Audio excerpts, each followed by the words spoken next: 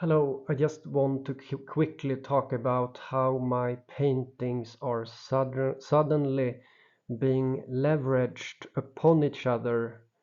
We have the rain in France, and I painted the rain, and at the time of painting it, there were nothing but sunshine. Then I painted it, and it started to rain and rain and rain and rain for quite some time. Even also rain during Olympics, of course.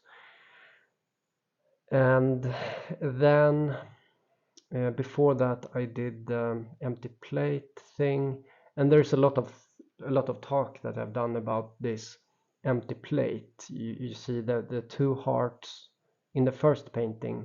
The two hearts is the Phrygian mascots, and there are some numerology to this Phrygian cap. You have then lastly you have me doing this little sticky note or post-it and put it to my forehead with Olympics and alien and UFO, because somehow I just knew that the poetry of reality is about this. So what is everything about? Well, it's like God having a dream, or like God is doing poetry, or God is doing a symphony. And so what I do with my creations here um, is that I have what would I call it? Um, I would say it's suggestion. People call something the power of suggestion, but what I do is literally to suggest a continuation to the poem of reality. And so since I pretty much know what I'm doing at this stage, and because of that, it's like a science to me almost. I just know what I'm doing, and so it and somehow I'm lucky to have the perception that I have, so I can perceive, I can interact and do things like that. And so I put this post-it to my head with the alien brain. And when you do something like this that I do, there is a so big chance of ridiculing yourself. I basically put myself on the line. I put myself and my reputation, because much what I do on my channel is to express power. That's one of the things that I do. And one of the golden rules of having power is to maintain your reputation. Okay? You can read about it if you want. So what I do is that I put my reputation on the line as I put the post-it into to my forehead. I I seem to ridicule myself, but then suddenly everything just becomes perfect. Anyways, you see, because I'm so good at this, okay? So that's why. And so now at this stage, and what I'm doing in this video is to tell you how all of these things, like even the paintings themselves, are beginning to leverage upon each other. Like, one painting is not only finishing the sentence of another painting. Imagine people finishing each other's sentences. Well, they are even becoming parts of each other. Like uh, yeah, yeah. And this is very, I mean, obviously this must be powerful that they are being leveraged. I mean, they meld together, because what is carrying the cauldron? what is carrying the cauldron of the magical pot of food memetics, because the cauldron has to do with food. So what's carrying this food memetics is my head, you know. That's what the balloon, uh, I put the post-it to my forehead, and it became the balloon. And then I told you that it's not a real fire. It's basically you could say it's a limelight. You could say it's water. It's steam in this Olympic fire. So it's more about that.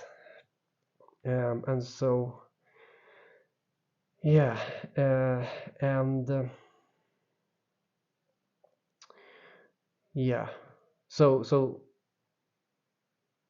so it's just getting more intense. It's just getting um, more more power, like something like that, you know. And it's becoming more undeniable what's happening here. And it's just perfect, you know. I don't know what to say. I mean, it's they are coming together into one, you know, because yeah, I painted rain in France. I painted, you know, it comes together. Do you see it? So, um, so yeah, that's what this video is about, stating the fact that they are now leveraging on each other. Oh, so yeah, it's another level of complexity. Yeah, and like that's what fractal reality is. It is a complexity. It is things coming together into being something, being both separate and together at the same time, you know. And yeah, so you can literally see in the balloon how like my my head is carrying a pot of food magic. Okay, the cauldron. That's what's happening. Yeah, and it's undeniable. And how is this possible? How is it possible? Well, it's as I like to say, it's inspiration, which people people sense inspiration and they act upon it as artists, as creators, and so um, what what what I do, what I seem to be doing is to affect the what I call artistic essence. There is an essence in the ether, okay, and this ether is something that other people picks up on, and they create things, and they do things out of creativity, okay. So the creativity comes from the background pattern of reality, which is something that it's a giant machine, and that's what I'm looking into, you know. I'm looking into the machine, and I'm decoding it in ways that maybe I cannot even present at this stage, because it really doesn't make sense to become a good pedagogical presentation. So instead I uh, I package it together into a painting, as I do now. Or I could talk about this as I'm saying, I don't necessarily have to paint. I paint because it's a method, it's a tool of expression. I don't, and so now in retrospect, it's clear that it's a good idea to paint because it makes it clearer, and it bridges the paintings bridges so that there becomes an understanding, a holistic understanding that there is something beyond the what you see with your eyes. You know, there is something beyond that, and it's time that people start to realize that. And yeah, uh,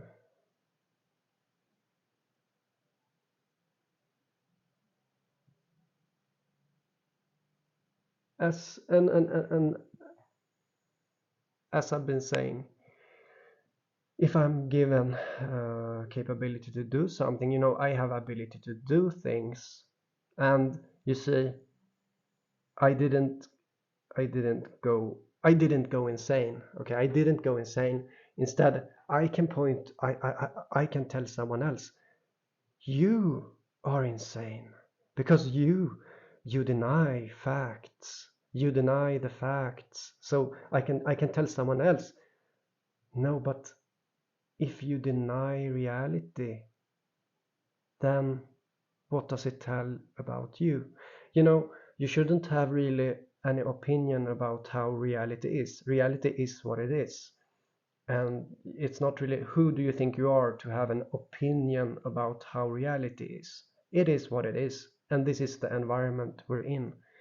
And so um, um, it's very good that I maintained um, um, sanity, because yeah, I mean, that's, yeah, I think that I'm sane, at least I think that I have sanity. And yeah, because I perceive reality, you know, I perceive what's real. And so yeah, it's very sane. um so yeah, so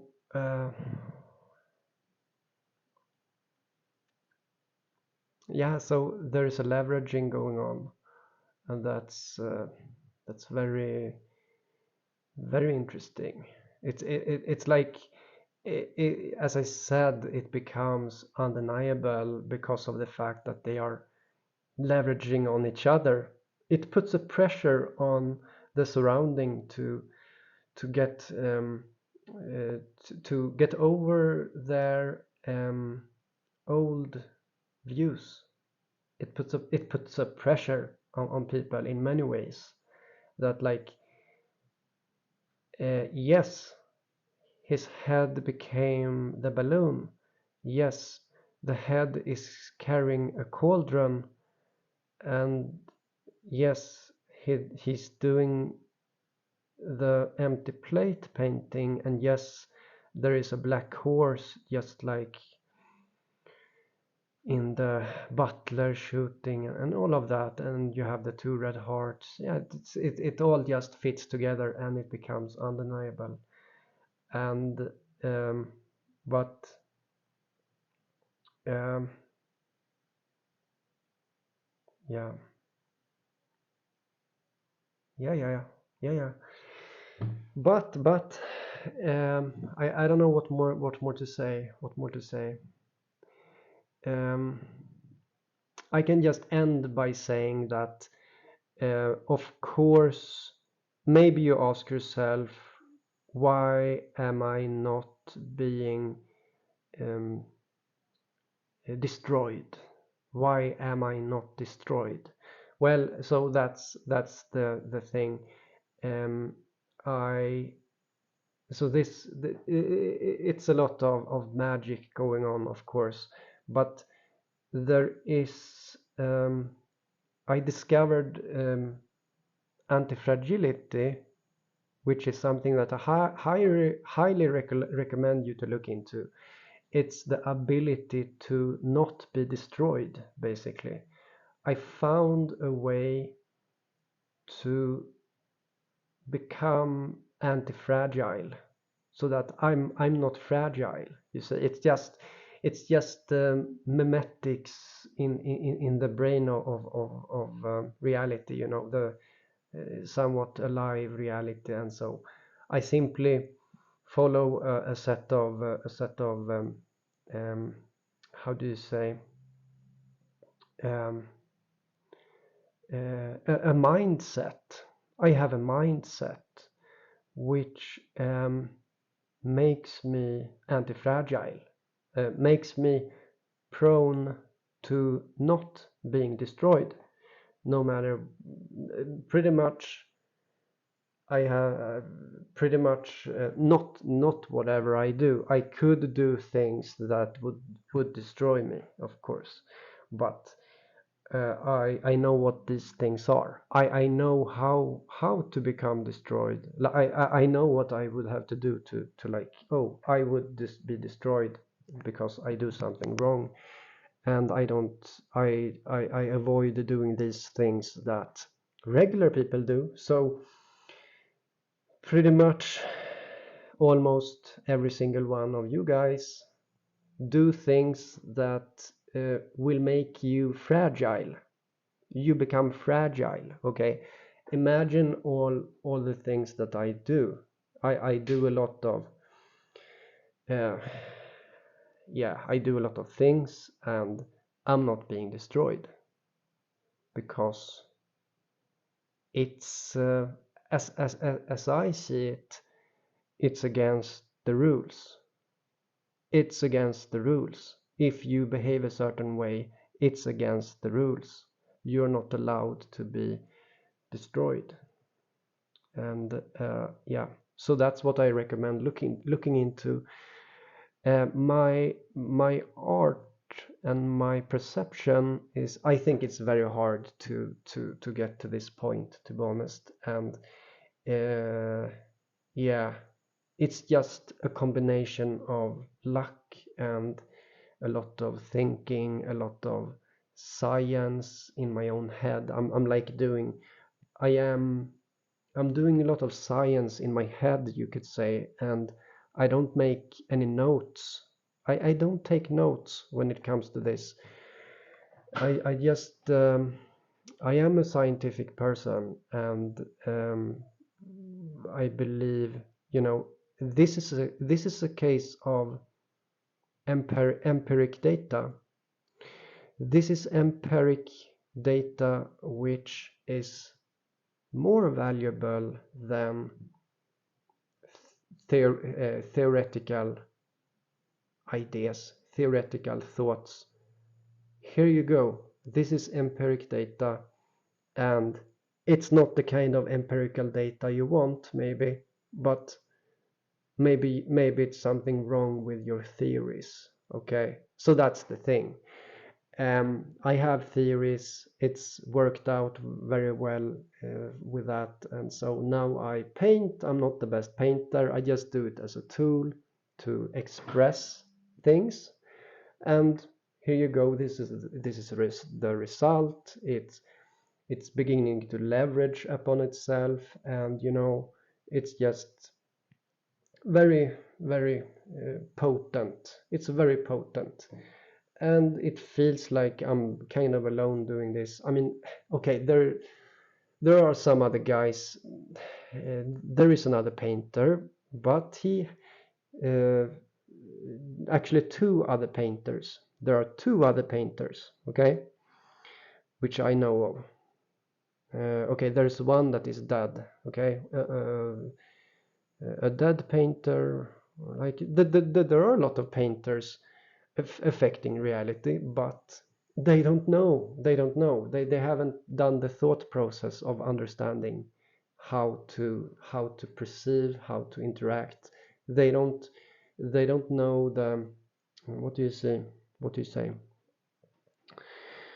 I guess they need to be more clear sighted to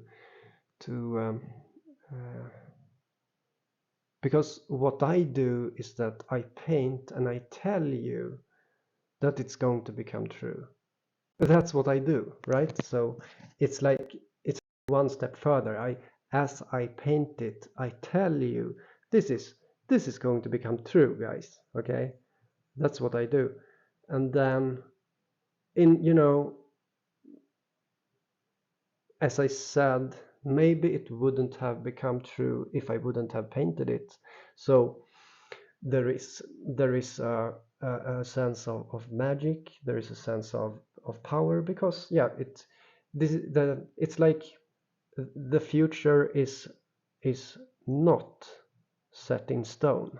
The future is not determined, you see. But what I do is that I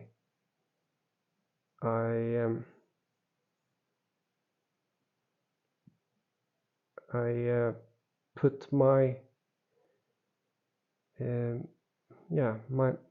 my influence there, and so yeah. Okay, let's end this video. It's enough. Leveraging art. Okay, bye bye.